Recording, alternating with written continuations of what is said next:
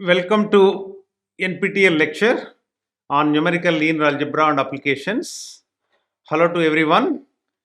Today we are going to have a sixth lecture, and the sixth lecture includes scaling. This is very important concept in the area of numerical linear algebra, because from the different data different scalings are being used that would make the problem unstable. So therefore, one has to use what you call scaling. Okay, so what is the scaling is?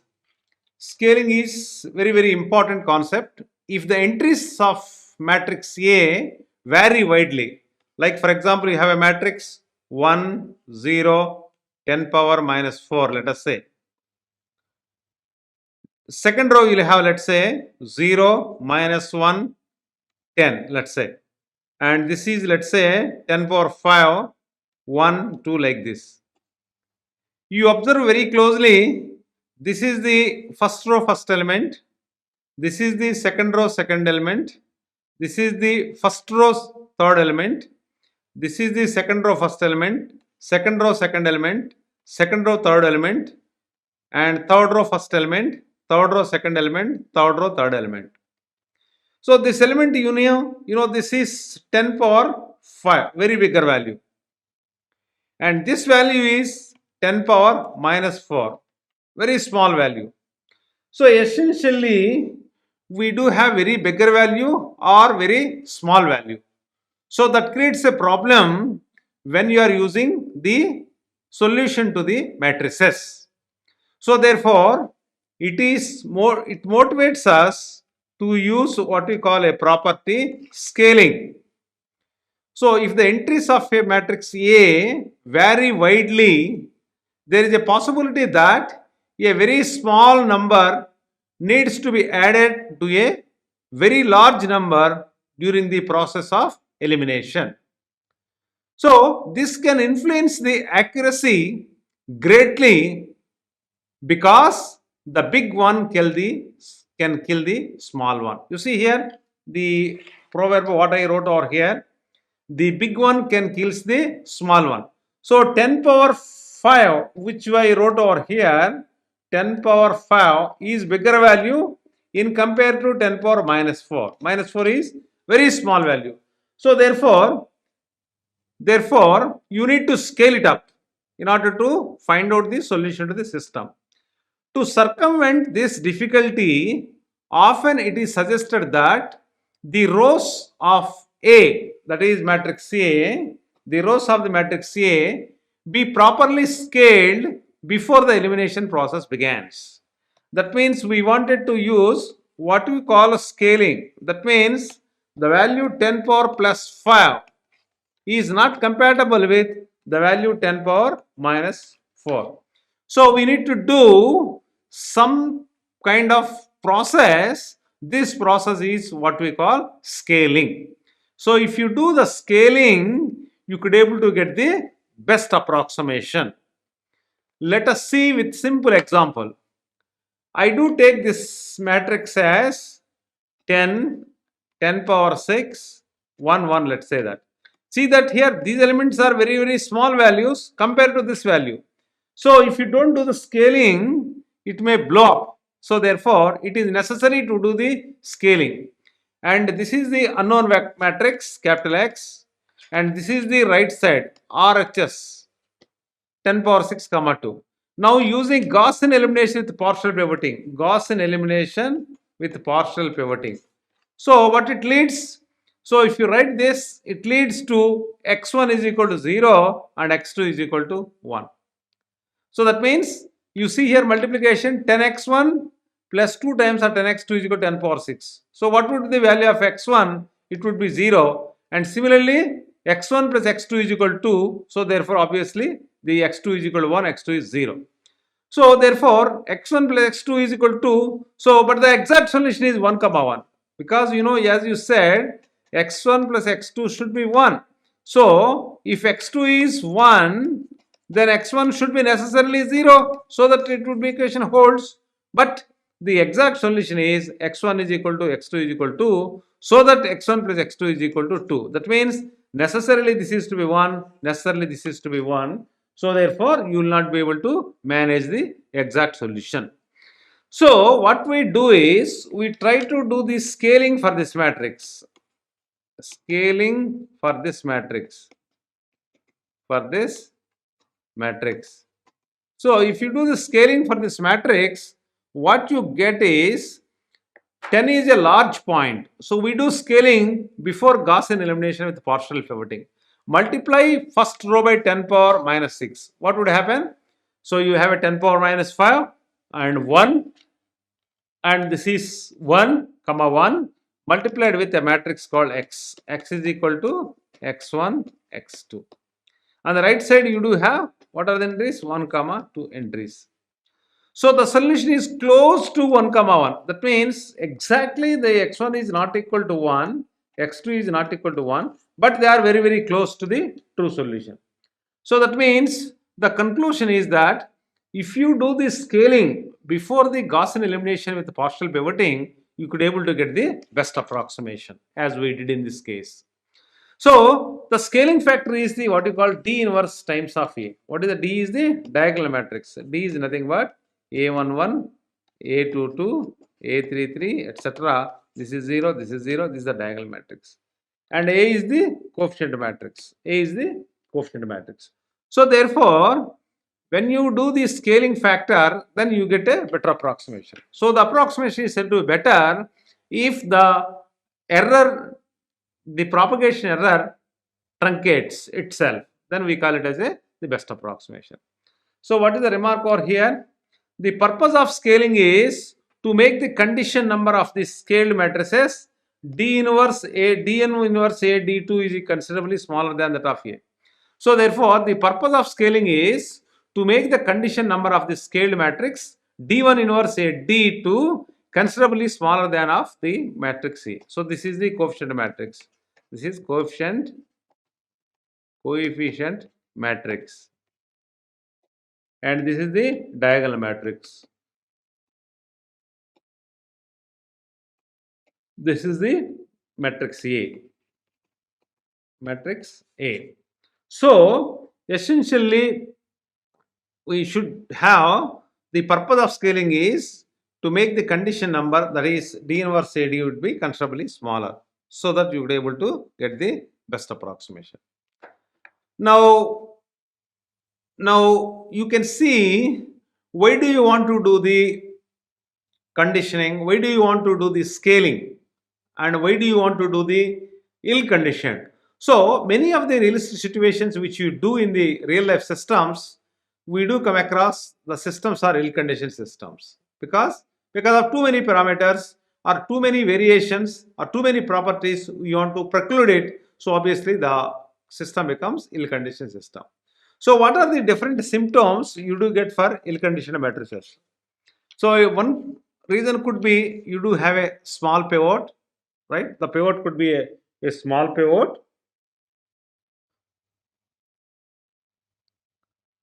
A large computed solution, this is also one of the reason. And third one is a large residual error. So when you do the residual error, so all that what we wanted to do is, we wanted to minimize the error so that you get the best approximation. So how do you get the error minimal? So you compute what we call, you should get rid of the nullification of the error in the course of time. That means when you go for one iteration to second iteration, the propagation of the error should be deactivated. In fact, it should get diminished. Okay, that's how you do get what you call the best approximation. A large residual vector, that's also one of the reason. Now let's look at with the same example. The coefficient matrix is 10, 10 power 6, 1 comma 1. That is the coefficient matrix. And the condition number is 10 power 6, bigger condition number. Okay, so if this is the matrix, you do have a condition number is bigger condition number. So if I scale it the same matrix, this matrix, scale I do it, that is 10 upon 10 power minus 10 power 6, that is the element, 10 power 6 upon 10 power 6, and this is 1. So here this is nullified, but this has become very small value. So however, if A is scaled, you do get what you call the matrix is 0.0001111, then condition number of A is equal to. So that means when the condition number is smaller value, smaller condition number, so it motivates us, the system is going to be close to the stable solution. So let's make a one remark over here. What is the remark is, iterative refinement is very useful technique. So iterative, that means I started with one solution. I wanted to keep on improve the solution in the course of time. That is what is called iterative refinement.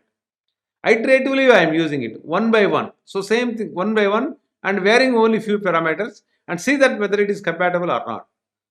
Right? That is what is called iterative refinement. Is very useful technique. Gaussian elimination with partial pivoting followed why iterative refinement is the most practical approach for solving linear systems. So not just only the Gaussian elimination will do for you. If you do the iterative refinement, that will be the actually most practical approach where you will be able to get the best approximations. And the best approximation in the sense we get the desired accuracy which we wanted to have it. So this is very worth noting point. So therefore iterative refinement is very useful technique. Gaussian elimination with partial pivoting followed why refinement is the most practical for solving a linear system accurately. Now let us start with some examples. A is equal to, let's say, 7.6960 and B is 4 and right side vector is 30.97 and this is the 20. Let's see that. This is L conditioned system. Why it is L conditioned? Because the values are, this is 6.77, this is 34, this is 20, and when I compute the condition number A inverse, so it turns out to be 10 power t times of 1 minus 1 over k. What is t? T is the number of digits and k is the number of iterations. So ultimately when you do this calculation, you will get 10 power 2. That is large. So that means large condition number will lead to a what you call ill conditioned system, whereas the exact solution fortunately turns out to be x1 is equal to 2 and x3 is equal to 3. So but in any case, this will not serve the purpose because we are going to have a condition number. So smaller condition number indicates you will have a stable solutions. Well, let's see the iteration x of 0. What would happen to x of 0? X of 0 is this value and this is 10 by 3 and k is equal to 0, r is equal to 0, b minus ax. So this is the matrix B, this is the matrix A, and again when you do the scaling, this is the matrix, you do get 1.667. So therefore ultimately you do get the value C0, A inverse of R0, you get 0.33330 and 0.330. So this value is very small value in compared to the previous value. Now therefore you can write this x of 1 as iteratively x of 0 plus some constant. So therefore x of 0 has already been noted 1.6667 comma 3.3333, that is the column, plus this is another column, that is 0.3330 minus of 0.3330. So 2 comma 3 is the closed solution. So all right, it is very much close to the 2 comma 0 the solution. Now let us see very quickly how actually what are the different kinds of matrices you do come across in the course of time. So what are the special matrices? If you know the matrix characteristics, we could able to adapt their properties so that we would able to get the best approximation. Special systems. So when you have a special systems, you do have systematic positive definite matrix. Well, again, new term. What is a positive definite matrix? A matrix is said to be positive definite matrix if all the eigenvalues happens to be a positive. So then we can call it as the positive definite matrix. So when you write this, that is symmetric positive definite matrix system, Heisenberg system, diagonally dominant system, tridiagonal and block diagonal systems. You will have 4 different matrices. So therefore, we would like to see that how these matrices can be computed. Positive definite matrices. That means all the eigenvalues should be greater than 0. Heisenberg systems, diagonally dominant matrices, then tridiagonal and block tridiagonal matrices and their properties. Let us start with a simple concept called tridiagonal matrices. Where do we come across and how they plays a vital role in the science and engineering applications? Well, tridiagonal matrix is one-dimensional steady condition of heat such as heat conduction through a wire. So you here dou square t by dou a square is equal to 0, and t of x plus delta x minus 2 delta x 2 tx is plus t of x plus delta x is equal to 0. Using numerical numbering scheme, delta x, that is equal to xi minus 1 minus xi, I is equal to 1 to 3, then ti plus 1 minus 2 ti plus fi minus 1 is equal to 0. So these are the things which you wanted to see, that is the temperature at any point is just the average of the temperature of the two nearest neighboring points. So that means when you have the matrix, that is what you did was to the rho t by dou x square, you discretized in the space.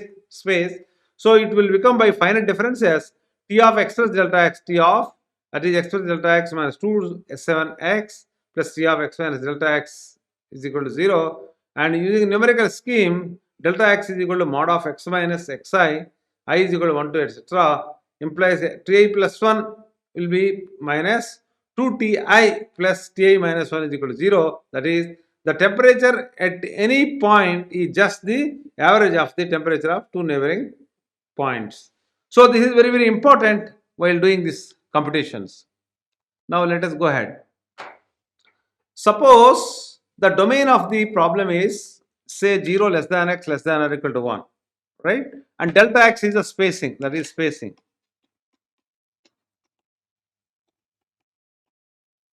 So it is a notation. Some people use delta x as h and delta y as k. That is fine. Whatever is the notation, the concept is same. So suppose the domain of the problem is 0 less than or equal to x less than or equal to 1. Say delta x equal to 0.25. So T naught is alpha 1, that is 0, and T of 1 is equal to alpha 2, that is 0. The temperature at any given point, that is x naught is equal to 0, y naught is equal to 0, z naught is equal to 0, delta x2 is equal to 2 delta x, x3 is equal to 3 delta x, and x4 is equal to 1. So by a small computation, you would be able to get all the values of x1, x2, x3, x4, so which are being given. Well, this example demonstrates us how actually domain of the problem within the domain can be computed these values of the temperatures. So therefore, ultimately when I write this, you do have a, that is upper triangular matrix, lower triangular matrix. Okay. Now look at this. First row is 1 0 0 0 etc. Second row, third row, fourth row, fifth row. Now these are the unknowns. T0, T1, T2, T3, T1, 4 unknowns, and this is the alpha 1 is unknown, x2 is unknown, rest are zeros. How do you solve this system? Well, the idea is symmetric trigonal and diagonal dominant. Unsteady heat conduction equation. You see here, this is the unsteady case and this is the diffusion case. So after discretization, as we told, discretization is nothing but replacing the differentials by difference coefficients so that you get the finite difference equations.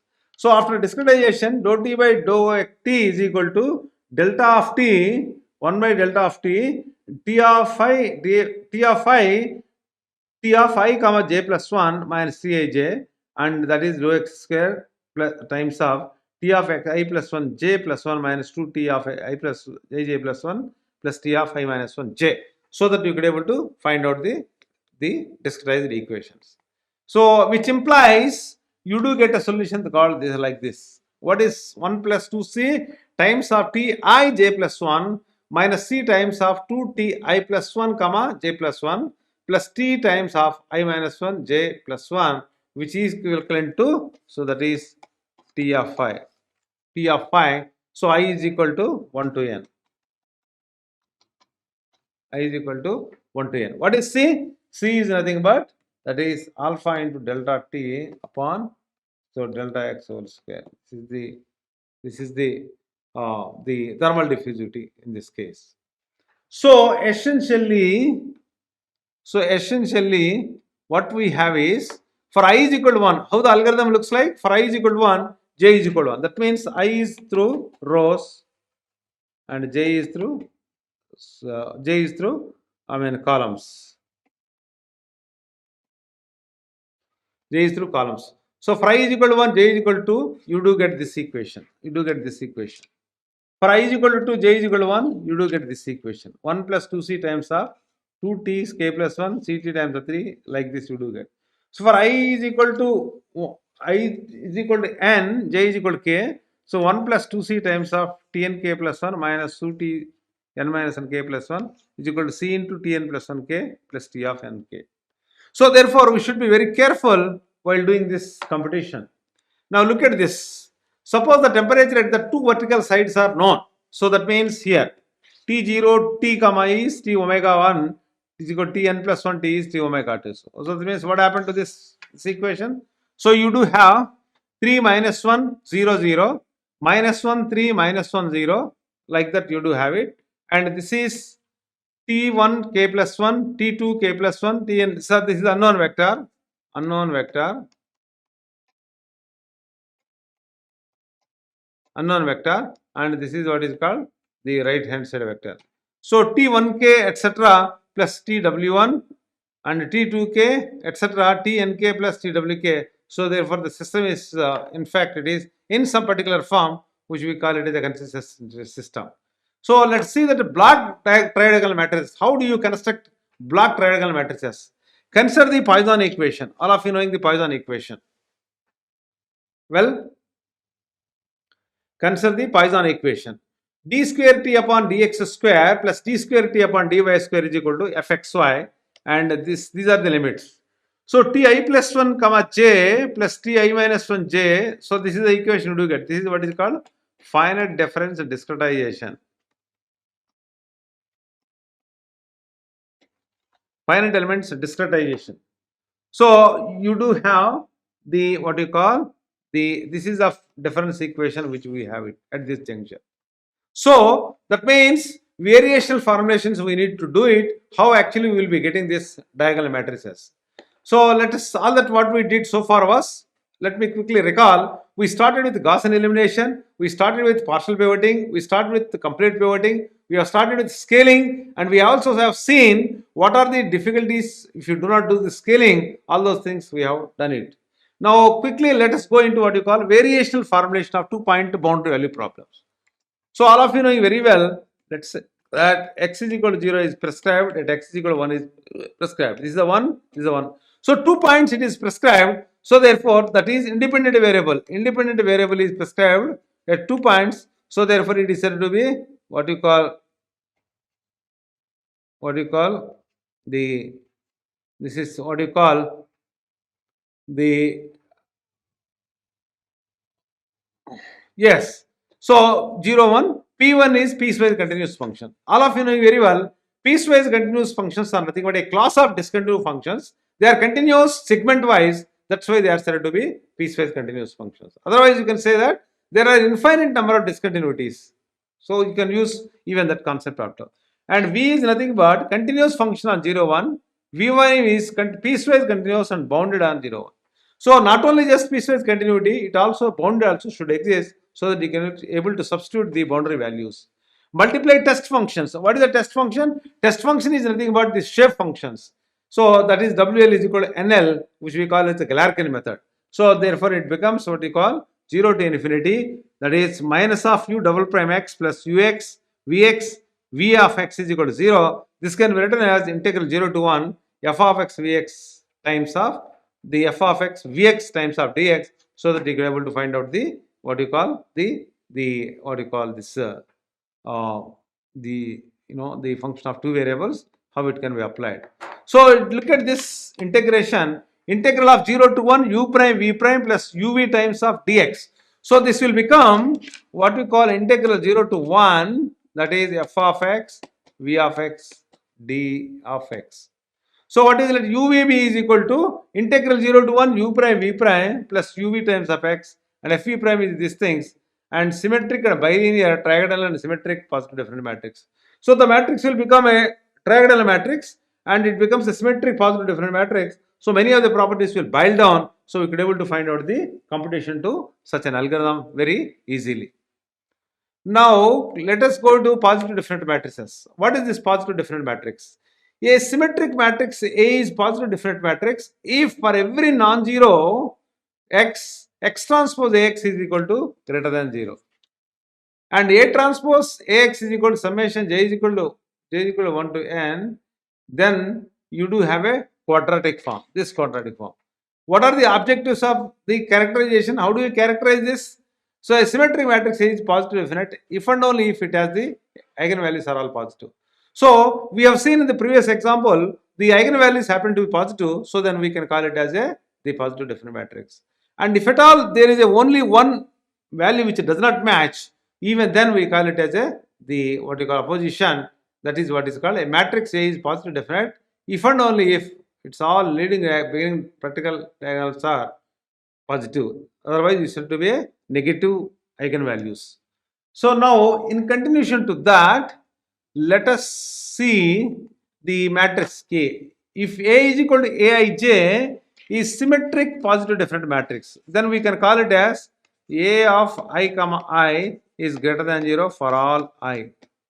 Okay, and A is equal to A of I comma J. This is the positive definite matrix. Then the largest element in magnitude, right? We can able to find out. Let us see this example 3 by 4 by 4 matrix, 4 rows and 4 columns. Since A11 is equal to 0, this one, that is for 2, for row 2, A11 is equal to 0, thus the matrix, this cannot be positive substitute matrix.